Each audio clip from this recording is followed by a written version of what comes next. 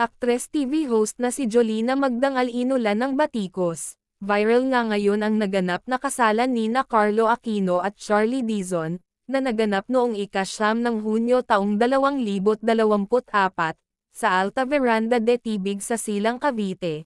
Dinaluhan ito ng kani-kanilang pamilya at mga malalapit na kaibigan at nabibilang nga dito si Jolina Magdangal at kanyang asawa na si Mark Escueta. Samantala pagkatapos nga ng kasalang Carlo Aquino at Charlie Dizon nag-post si Jolina sa kanyang IG account, upang magpasalamat at bumati na rin sa bagong kasal. Kasama nito ang ilang larawan nina Carlo at Charlie ng pag-iisang dibdib, kung saan binalikan nito ang wedding vows ni Charlie kay Carlo na di umano'y minanifest ang pagpapakasal.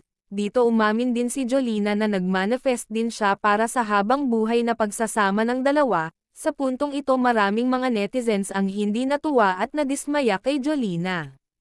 Lalo na sa caption niya na mapagmahal sa pamilya, paano naman daw ang mag-ina na iniwan niya para sa tawag ng laman, komento ng isang netizens.